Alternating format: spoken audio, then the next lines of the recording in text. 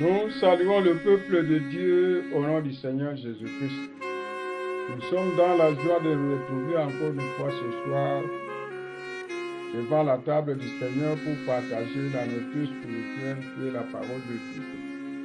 Nous profitons de cette occasion pour saluer ceux qui nous suivent en ligne et ceux qui vont nous suivre en différé. Que le Seigneur vous bénisse. La parole de Dieu, c'est ça notre vie. La parole de Dieu, c'est Dieu sous forme imprimée, Dieu sous forme des Écritures. La parole de Dieu, c'est notre richesse. La parole de Dieu, c'est notre tout. Que le Seigneur vous bénisse. On va prier. Glorieux Père céleste, Dieu tout-puissant, créateur du ciel et de la terre, l'auteur de toute vie et l'auteur de ma vie.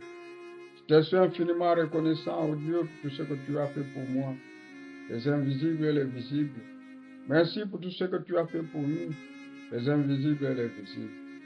Merci pour nous avoir encore donné l'occasion de venir devant ta table, pour partager la nourriture spirituelle de ta parole. Nous t'en sommes infiniment reconnaissants, ô Dieu. Demandons encore une fois pardon pour tous nos manquements. Maintenant, viens nous bénir de toutes sortes de bénédictions spirituelles. Ô Dieu, dans le lieu céleste en Christ Jésus. Ne nous laisse pas seuls, ô Dieu. Oui, si tu nous laisses, nous ferons des dégâts. Mais si tu nous tiens par la main, nous marcherons correctement. Nous avons besoin de toi dans cette vie. Nous avons besoin de ta présence dans notre vie. Oui, Seigneur, loin de toi, ô Dieu, ce sont des gâchis. Mais tout près de toi, c'est la vie qui va se manifester, ô Seigneur. Nous avons besoin de toi, ne nous laisse pas seul. Jette nos manquements dans la mer. Seigneur, je veux parler à ton peuple. Que moi je ne parle pas, mais que toi tu parles à moi. Que je sois seulement un micro utilisé par toi, ô Dieu. Je ne connais même pas ce que je vais parler à ton peuple. Mais toi tu les connais. Tu as des paroles de grâce et tu peux les agencer correctement. Tu peux placer chaque chose à sa place, ô Dieu. Ne me laisse pas seul, ô Dieu. Tiens-moi par ta main. Oui, Seigneur.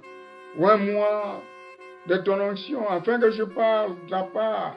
Oui, Seigneur. Et oint tout celui qui va écouter, qu'il écoute comme écoutent les disciples. Et s'il a besoin quelconque, qu'il trouve solution à son besoin, Seigneur. S'il est malade, qu'il soit guéri au nom du Seigneur Jésus-Christ. S'il a un problème quelconque, qu'il trouve solution à son problème au nom du Seigneur Jésus-Christ. S'il a besoin du salut, qu'il te rencontre, oh Dieu, et qu'il prenne l'engagement et qu'il soit sauvé, qu'il soit baptisé. Seigneur, s'il a besoin du Saint-Esprit, que tu puisses le lui accorder. Oui, Seigneur, nous attendons à toi. Ceux qui s'attendent à toi n'ont jamais été confus. Je crois que tu m'as toujours, oui, tu m'as jamais déçu. Tu m'as toujours tenu par la main. Tu m'as toujours, oui, répondu, exaucé, Seigneur. Glorifie-toi en toutes choses du début jusqu'à la fin. Merci. Commence avec nous et termine avec nous. Au nom de Jésus-Christ. Amen. Nous allons lire la parole de Dieu dans Ésaïe chapitre 6, le verset 1 jusqu'à 8. Nous lisons la parole de Dieu. L'année de la mort du roi Osias, j'ai vu le Seigneur assis sur un trône très élevé et les pans de sa robe remplissaient le temple. Des séraphins se tenaient au-dessus de lui. Ils avaient chacun 6 ailes, 2 dont ils se servaient, deux dont ils se couvraient la face, 2 dont ils se couvraient le pied, et 2 dont ils se servaient pour voler. Ils criaient l'un à l'autre et disaient, Saint, Saint, Saint est l'Éternel des armées. Toute la terre est pleine de sa gloire. Les portes furent ébranlées dans leur fondement par la voix qui retentissait, et la maison se remplit de fumée. Alors je dis, malheur à moi, je suis perdu, car je suis un homme dont les lèvres sont impures. J'habite au milieu d'un peuple dont les lèvres sont impures, et mes yeux ont vu le roi, l'Éternel des armées. Mais l'un des séraphins vola vers moi, tenant à la main une pierre ardente qu'il avait prise sur l'autel avec des pincettes. Il en toucha ma bouche et dit, ceci a touché tes lèvres, ton iniquité est enlevée et ton péché est expié. J'entendis la voix du Seigneur disant, qui enverrai-je et qui marchera pour nous? J'ai répondu, me voici, envoie-moi. Nous allons parler de dans sa présence. Dans sa présence. Oui, c'est ce que nous allons parler. C'est une écriture très saisissante dans sa présence, dans la présence de Dieu. Un homme dans la présence de Dieu, il se voit pécheur. Tous les hommes, quand ils arrivent dans la présence de Dieu, ils se voient pécheurs. On peut être peut-être bien à un certain endroit et être à l'aise là-bas. Mais quand on vient devant la présence de Dieu, on se voit petit. Oui. Nous reconnaissons que nous sommes petits. C'est pourquoi quelqu'un qui a rencontré le Seigneur ne sera pas orgueilleux, non. Il va s'humilier. Il va s'humilier, ne sera pas orgueilleux. Alors, dans cette brochure, Frère Branham parle de son ami, le frère Bert, son ami de chasse. Il était vraiment un mauvais type là. Et il tuait les animaux pour le tuer. Mais un jour, il avait amené à Christ devant une biche. Et il a cru et il était devenu quelqu'un de bien. Mais c'était un tireur d'élite. Maintenant, c'était un ami de Frère Branham. C'est Frère Branham qui l'a amené au Seigneur Jésus-Christ. Alors, il parle. Ils sont allés à un endroit, à New Hampshire. Alors là, il y avait des chiites gigantesques. Là, à New Hampshire, sont allés à Coldbrook. À Coldbrook, c'est là qu'ils ont rencontré des sites gigantesques. Alors, voyez ce que Dieu fait. Frère Bert a dit non, on se voit petit devant Dieu. C'est comme ça que nous devons se voir. Donc, c'est ce qu'il connaissait. On est petit devant Dieu. Dieu fait des grandes choses. Oui. Dieu fait des grandes choses. Même celui qui a chanté que tu es grand. Peut-être il a regardé. Alléluia. Il a regardé les étoiles. Oui.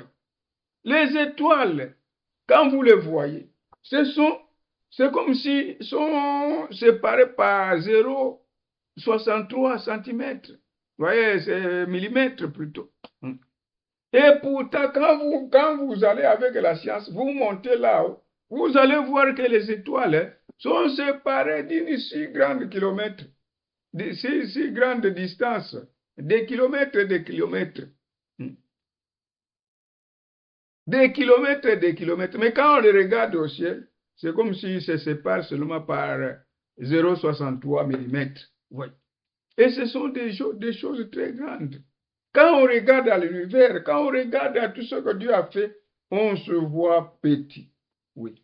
Dans sa présence, nous nous voyons petits. Dieu fait des choses vraiment extraordinaires. Dieu fait des choses vraiment extraordinaires. Alors, il raconte aussi l'histoire de la petite femme-là mexicaine, dont son enfant, son bébé était décédé à 9 heures. C'était sous la pluie, la mer l'a couvert avec de la couverture. Et c'était à 22 heures que la mère, la mexicaine, a rencontré le frère Branham. Il pouvait se faufiler parmi les huissiers. On a échoué de la retenir. jusqu'à ce qu'elle est arrivée à la présence du frère Branham. Et le frère Branham avait vu une vision. Il avait d'abord envoyé les gens pour prier pour elle, comme elle n'avait pas de carte. Mais après, il a vu que non, elle a vu une vision. Il a vu une vision. Il a dit non, appelez-la. On a appelé. Il est venu devant le frère Branham. Et le frère Branham a prié pour le bébé. Et le bébé est rentré à la vie. Le bébé est rentré à la vie. Et il y avait des gens qui sont tombés à la renverse. Et il y avait beaucoup de choses que Dieu a faites avec le frère Branham. Dieu pouvait l'utiliser à tel point qu'il commençait à déceler ce que les gens ont fait dans leur vie. Peut-être leur péché. Tellement que l'onction était peut-être grande, que les gens fouillaient d'abord la ligne de prière. Il va à l'hôtel, il prie, il demande pardon avant de rentrer dans la ligne. Et puis il rentre. Ouais.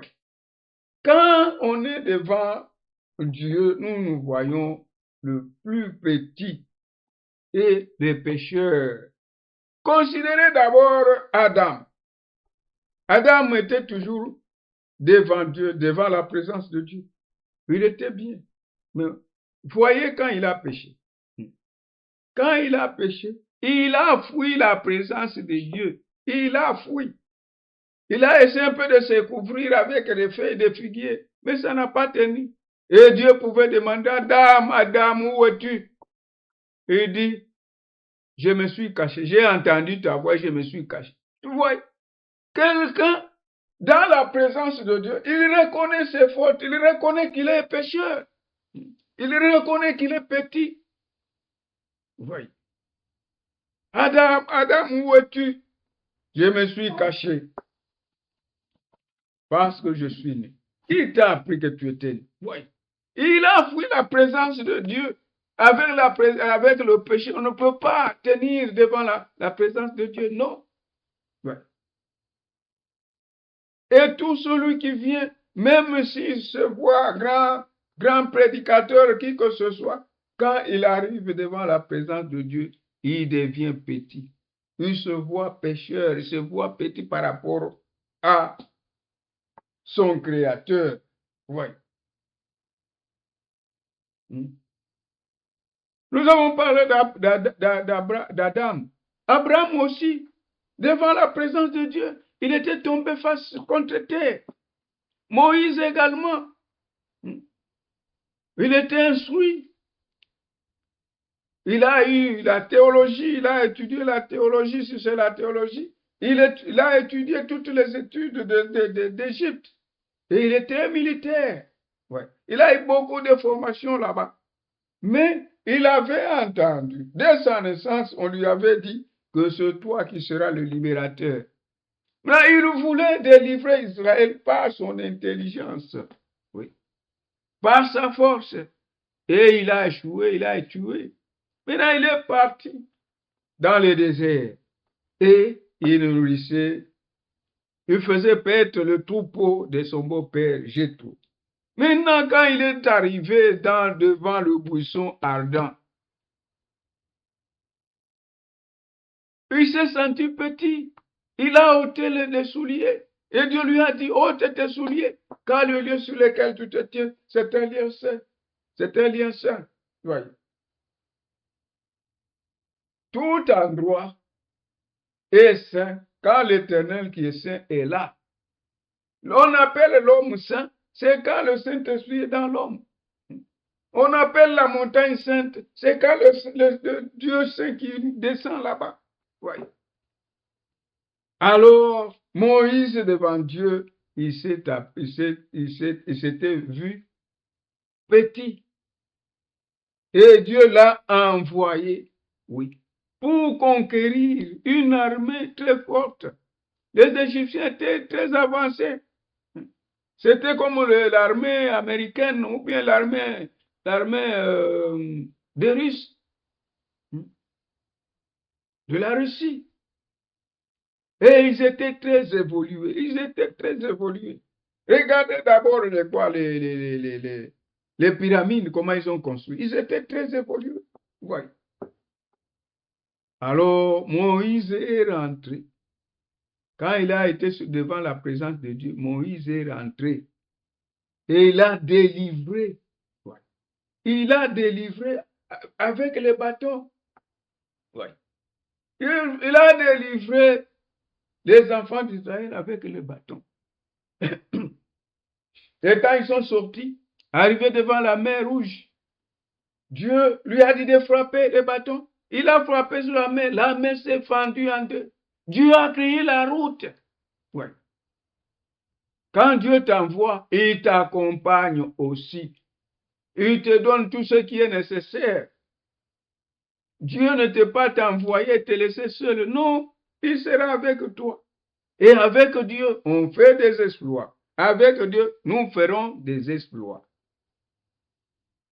Alors, Pharaon a suivi, a imité.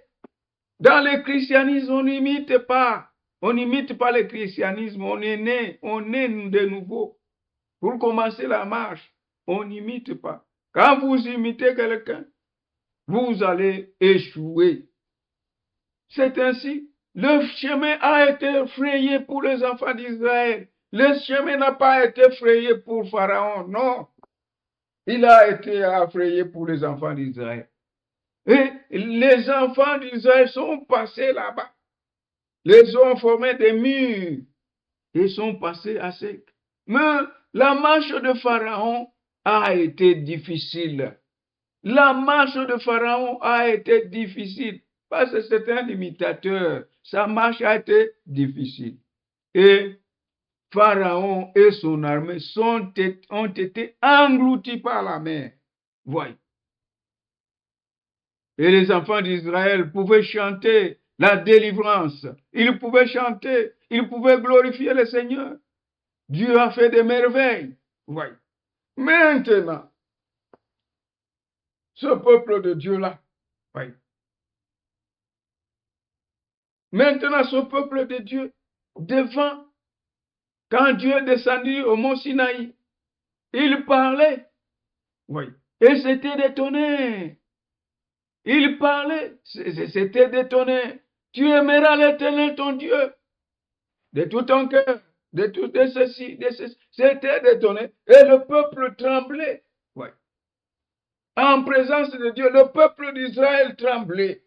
Et le peuple a dit, non, non, non, non, Moïse, que Dieu ne nous parle pas, que toi tu nous parles, de peur que nous ne mourions. Voyez, dans la présence de Dieu, tout homme se voit minime. Tout homme se voit pécheur.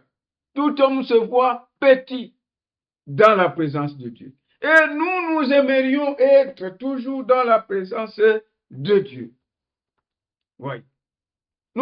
Chacun de nous doit souhaiter être toujours dans la présence de Dieu. Puisque dans la présence de Dieu, c'est difficile de pécher. Dans la présence de Dieu, chacun de nous doit arranger sa vie. Quand il est dans la présence de Dieu, il arrange sa vie. Voyez. Abraham, quand Dieu lui a parlé, il était tombé face contre terre. Oui, c'est ainsi. Oui. Tout enfant de Dieu devant la présence de Dieu se voit petit. Oui. Et tout le monde. Et prenons maintenant Ésaïe. Ésaïe, nous revenons à l'écriture qu'on a lue ici. L'année de la mort du roi Osias, j'ai vu le Seigneur assis sur un trône très élevé, et le pan de sa robe remplissait le temple. Voyez, la vie d'Ésaïe était influencée par la vie du roi Osias. Osias, c'était un roi intègre qui marchait, qui craignait Dieu. Alors, Ésaïe l'a beaucoup aimé. Ésaïe, c'était son ami. Il s'est appuyé au roi. Malheur à quiconque s'appuie à l'homme. Ouais. Nous devons nous appuyer à l'Éternel. Bien sûr, nous devons aussi être derrière la bonne influence. Comme Osias était un roi qui marchait correctement, cela a influencé la vie du prophète. Le prophète est influencé avec la vie du roi. Et Esaïe aimait beaucoup le roi. Maintenant, quand il s'est beaucoup appuyé à un individu, l'homme, quand vous vous appuyez trop à l'homme, Dieu va faire que ton appui là disparaisse. Et le jour que ton appui disparaît, tu vas pleurer. C'est pourquoi nous devons nous confier à Dieu. Malheur à quiconque se confie à l'homme. Si votre espoir c'est un homme, quand cet homme-là meurt, c'est fini, vous êtes fauché. Mais si ton espoir c'est le Seigneur Jésus-Christ, c'est Dieu, même si l'homme qui est aussi influent devant toi, tu vas rester avec Dieu, tu vas t'accrocher au Seigneur. C'est ainsi qu'Esaïe, il a vu que son espoir était parti. Alors, il s'est consacré, il est allé dans le temple pour prier. Il est allé dans le temple. Quand il est parti dans le temple, c'est à ce moment-là qu'il a vu la gloire du Seigneur. Toi aussi, à chaque instant que tu es malade et que tu comptes sur le médecin pour ta guérison, Dieu ne fera rien. Dieu ne va pas ne fera rien. Tu iras chez les médecins. Mais quand cet espoir-là, quand les médecins disent qu'il n'y a pas d'espoir, nous les médecins, nous avons échoué, c'est alors que tu vas penser au Seigneur. Ouais. Et c'est alors que tu iras devant le Seigneur avec tout ton cœur. Ouais. Or, les enfants de Dieu, même si Dieu guérit par la médecine, il commence d'abord par la prière. Ils ne vont pas directement à l'hôpital, non. Ils y prient d'abord. Mais c'est même s'ils vont à l'hôpital, que le Seigneur fasse quelque chose là-bas. Le Seigneur est capable de nous guérir. Il est capable. Ouais. Alors l'espoir d'Ésaïe était enlevé. Il s'est confié à l'Éternel. C'est en ce moment-là. Ouais.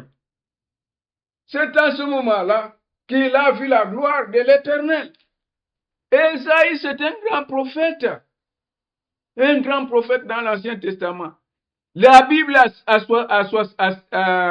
66 livres. Lui aussi, il a écrit 66 chapitres.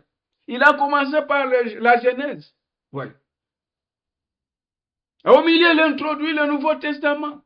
Et il a fini par le millénium, dans l'Apocalypse. Il a écrit presque toute la Bible. Oui.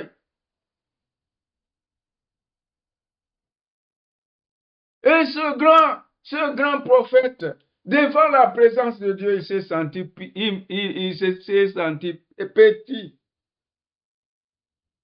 Oui. Alors, il a vu des séraphins. Des séraphins. Des séraphins se tenaient au-dessus de lui. Ils avaient chacun 6 ailes. Deux dont ils se couvraient la face. Voyez.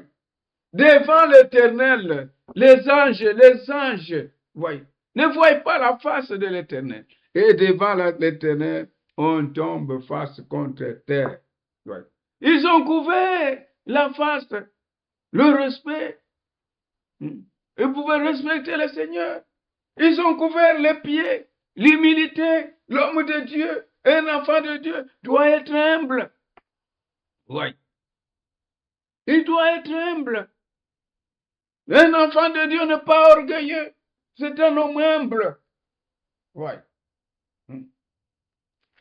Alors, ces séraphins-là, quand ils volaient, ils chantaient, ils criaient l'un à l'autre et disaient, Saint, Saint, Saint. Et l'Éternel désarmé, il est saint. Ouais.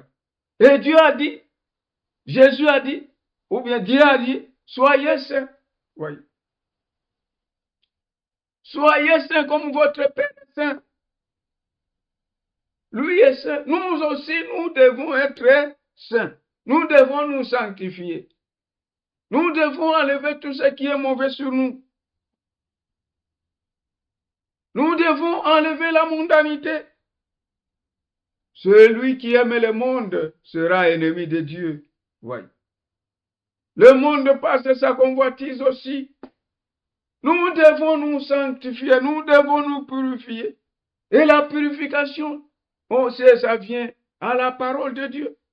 Quand nous écoutons la parole nous condamne. Nous allons devant Dieu, nous prions et nous sommes sanctifiés. Dieu enlève cette histoire. Il nous lave par l'eau de la parole. C'est pourquoi nous devons aussi être saints. Voyez. Et les anges disaient saint, saint, saint, et l'Éternel des armées. Toute la terre est pleine de sa gloire. Voyez. Toute la terre est pleine de sa gloire. Les portes furent ébranlées dans leur fondement par la voix qui retentissait et la maison se remplissait de fumée. Voyez. Quand il était devant le mont Sinaï a tremblé. Le mont Sinaï a bougé. Mais cette fois-ci, l'Éternel ne va pas bouger seulement le mont Sinaï. Il va bouger. Le ciel et la terre seront bougés. Oui. Le ciel passera avec fracas. Et les éléments embrasés seront dissous. La terre va changer de forme. La terre sera purifiée. Et les grands vont se cacher. Ils vont dire, cachez-nous devant la face de l'agneau. Ils vont dire aux montagnes, tombez sur nous. Les ciels d'à présent et la terre sont réservés pour le feu. Oui. Alors, le fondement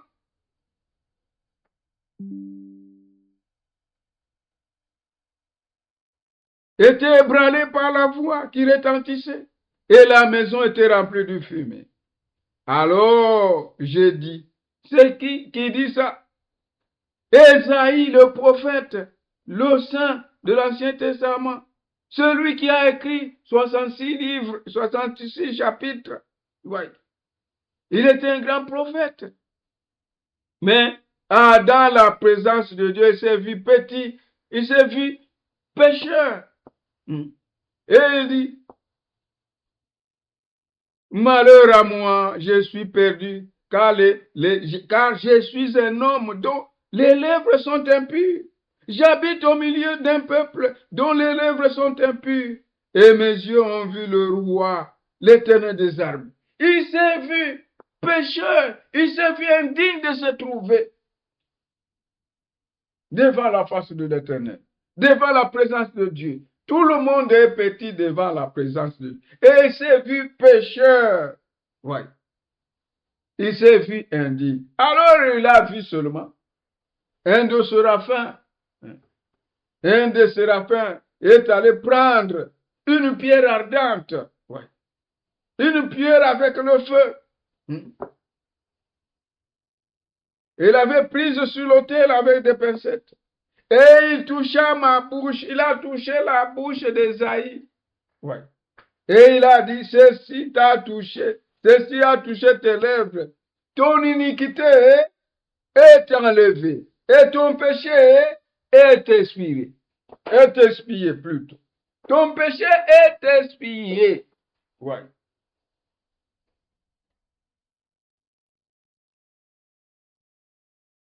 Nous tous, nos péchés ont été expiés à travers le sang des veines d'Emmanuel, le sang qui a coulé à Golgotha. Dieu a laissé la gloire quand il nous a vu, nous étions dans le péché, quand il nous a vu que nous étions dans la boue, quand il nous a vu que nous étions perdus. Dieu a pris un corps de chair. Il s'est humilié, il a pris un corps de chair. Il a vécu comme un simple homme. Et il a accepté la mort. Il s'est livré lui-même à la mort. On l'a flagellé, on l'a maltraité. On l'a brisé. Le châtiment qui nous donne la paix est tombé sur lui. Et il a versé son sang. Et son sang ôte les péchés. Oui. Oh, son sang ôte les péchés. Et nous sommes purs. Et nous sommes libres. Oui. Nous sommes libres. Alors, quand il s'est vu qu'il était pur, Dieu a dit, qui enverrai-je? Oui. Qui enverrai-je? Et il s'est dit, me voici, envoie-moi. Pourquoi? Parce qu'elle était purifiée. Parce qu'elle était purifiée avec la pierre ardente qui a touché ses lèvres. Oui.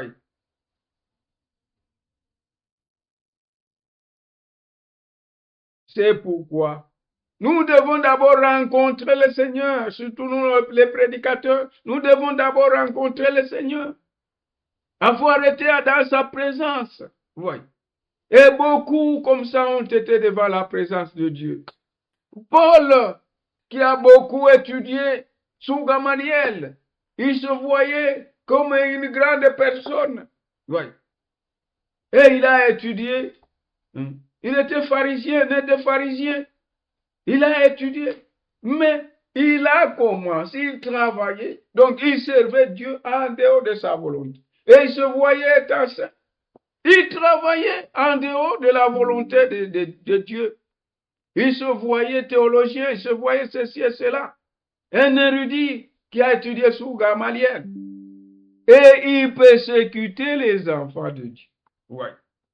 Maintenant, sur le chemin de Damas, alléluia, sur le chemin de Damas, quand il allait incarcérer, il allait emprisonner, il allait arrêter les enfants de Dieu. Cette colonne de feu-là, qui a conduit les enfants d'Israël, l'Éternel, le Dieu Tout-Puissant, cette colonne de feu lui a apparu sur le chemin de Damas et a dit, Saul, Saul, pourquoi me persécutes-tu? Et il a vu que, comme il avait étudié, il savait que ça, c'est le Seigneur. Alors, il a dit, qui es-tu, Seigneur? Et le Seigneur a répondu, je suis Jésus que tu persécutes. Il est tombé face contre terre. Ouais. Dans la présence de Dieu, Paul est tombé. Il s'est vu petit. Et il était devenu même aveugle. Il fallait aller chez Anania. Dieu l'a envoyé chez Anania pour être baptisé. Oui. Et pour qu'il recouvre la vie. Ouais. Et Paul a beaucoup servi, plus que les autres. Oui. Sous la présence de Dieu, on se voit petit, on se voit petit, on se voit humilié. Et Paul a beaucoup travaillé. Oui. Dans la présence de Dieu, on se voit humilié. Quand quelqu'un a rencontré le Seigneur, quand quelqu'un a fait des expériences avec le Seigneur, il devient humble. Et il est confiant en Dieu. Dieu ne va pas le laisser. Il va marcher dans l'intégrité de la parole de Dieu. Oui. Il va marcher dans l'intégrité de la parole de Dieu. Et l'ange de l'Éternel campera autour de lui. L'ange de l'Éternel campe autour de ceux qui le craignent et les arrache au danger. Oui. Ton iniquité est expiée. Et Dieu a dit, qui enverrai-je? Et qui marchera pour nous? Il répondit, mais voici, envoie-moi. Et il dit alors, va, et dit à ce peuple, vous entendez et vous ne compreniez point. Vous verrez et vous ne saisirez point. Et il descend là-bas. Ouais. Dieu l'a envoyé après avoir été purifié. Oui. Dieu, quand il t'envoie, il t'équipe. Oui. Et Pierre devant la présence de Dieu. Pierre était dans la présence de Dieu. Voyez. Quelqu'un qui était expert dans la pêche. Alléluia. Il était expert dans la pêche. Pierre était expert dans la pêche. Ils ont pêché toute la nuit. Dans leur expérience, ils n'ont rien trouvé. Alors Jésus est venu. Il a utilisé d'abord sa pirogue, sa barque. Il a prêché, il a prêché, il a prêché. Mais par après, il a dit à Pierre, jette maintenant le filet. Ouais. Jette maintenant le filet. Et il a dit, mais nous avons travaillé toute la nuit, on n'a rien trouvé. Mais sur ta parole, je jeterai le filet. Sur ta parole, j'agis. Il était expérimenté. Mais quand il a envoyé, il a jeté le filet. Quand il a retiré les poissons, c'était plein, plein, plein. Et il a dit, non, non, non, non, non, non, non, ça, aucun homme ne peut faire ça. Ouais. Aucun homme ne peut faire ça. Ça, c'est Dieu. Il a dit, non, non, non, non, non. Seigneur, éloigne-toi, éloigne-toi de moi, éloigne-toi de moi. Je suis un pécheur. Saint Pierre, lui. C'est lui qui a dit, tu es le Christ, le Fils de Dieu. Il a dit devant Jésus, quand il a vu ça, quand il a vu le miracle que Jésus a fait, avec beaucoup de poissons. Non, non, non, les poissons là. Dieu a créé les poissons. Jésus a créé les poissons. Et il a dit, non, non, non, non, éloigne-toi de moi. Je suis un pécheur. Je suis indigne de me tenir devant ta présence. Alléluia. Voyez. Je suis indigne de me tenir dans ta présence. Voyez, tout celui qui rencontre Dieu, il devient humble. Il ne sera pas orgueilleux. C'est pourquoi, toi aussi, si tu n'as pas encore été devant la présence de Dieu, si tu n'as pas encore crié au Seigneur Jésus-Christ, si tu crois au Seigneur Jésus-Christ, tu seras continuellement devant la présence de Dieu. Si tu n'es pas encore crié, si tu n'as pas encore crié, si tu n'es pas encore dans la présence de Dieu, Jésus t'invite. Crois au Seigneur Jésus comme ton sauveur personnel. Il a quitté le ciel. Il est venu sur la terre. Et il est mort à cause de toi. On l'a flagellé. On l'a flagellé. On l'a humilié. Il s'est donné à la mort pour toi.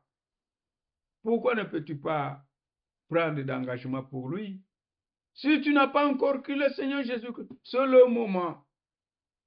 C'est le moment de le faire. Les temps sont mauvais. Jésus vient bientôt.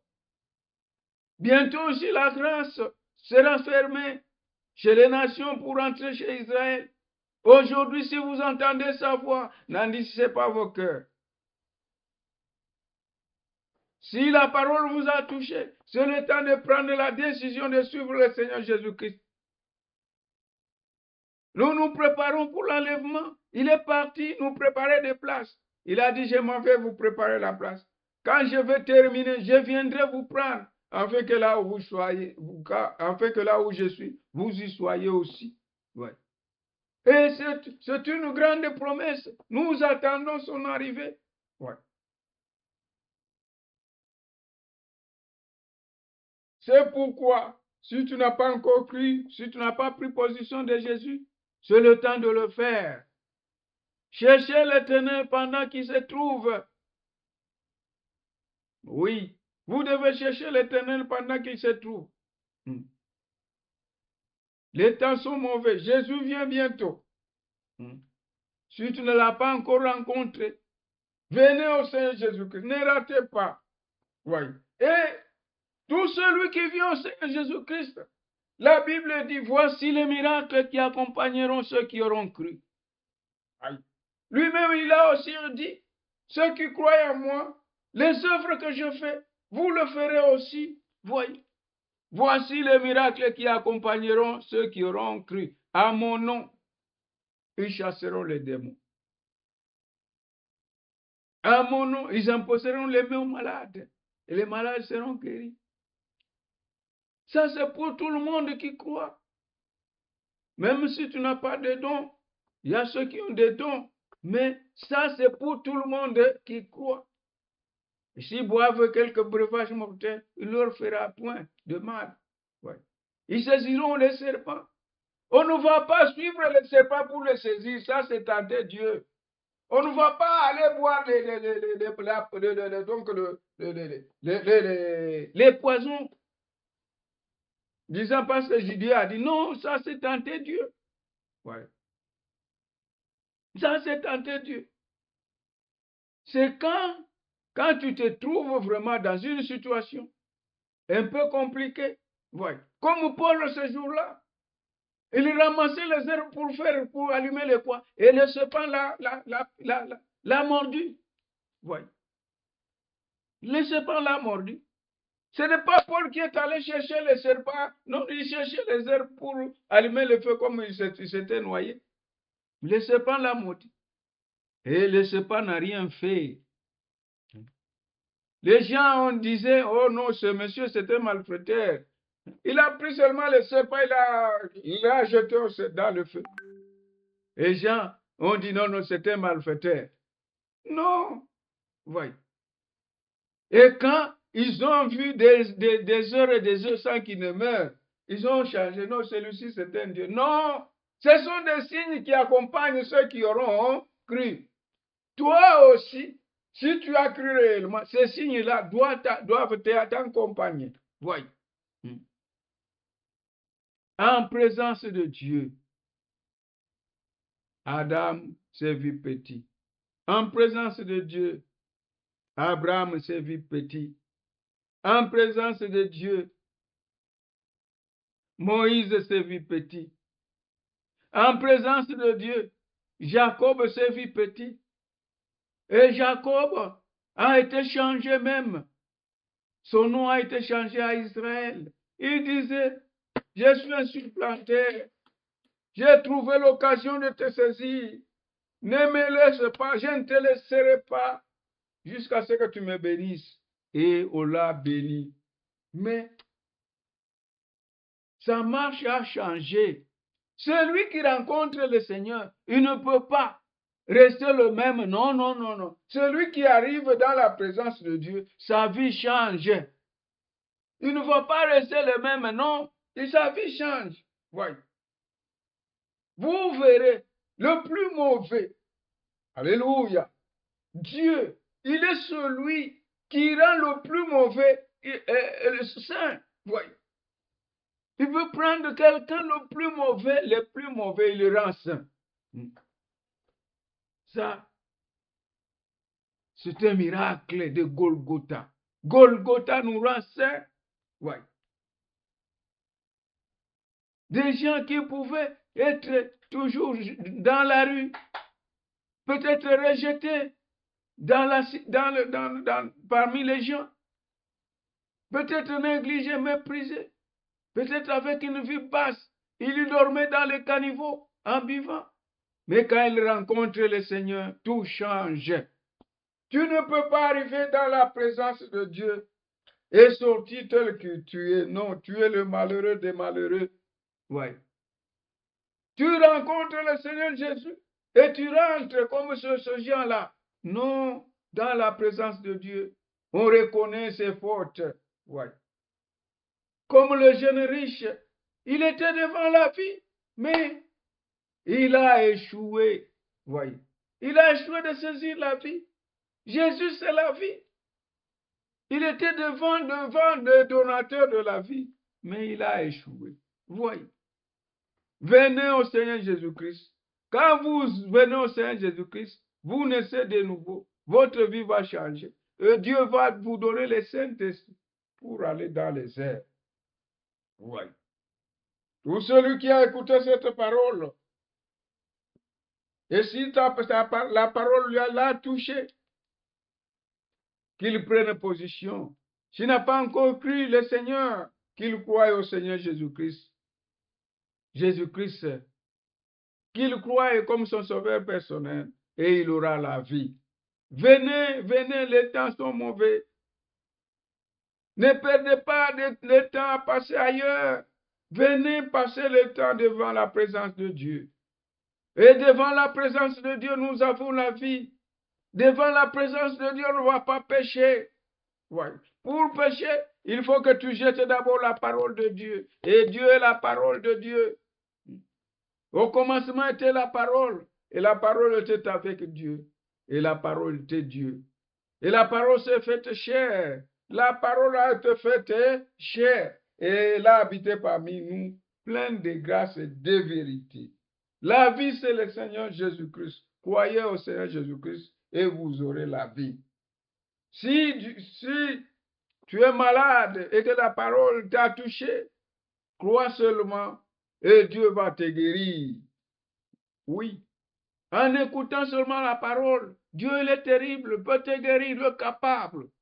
C'est un mari capable. Notre Dieu est capable de nous délivrer. Voyez. Soyez toujours devant la présence de Dieu.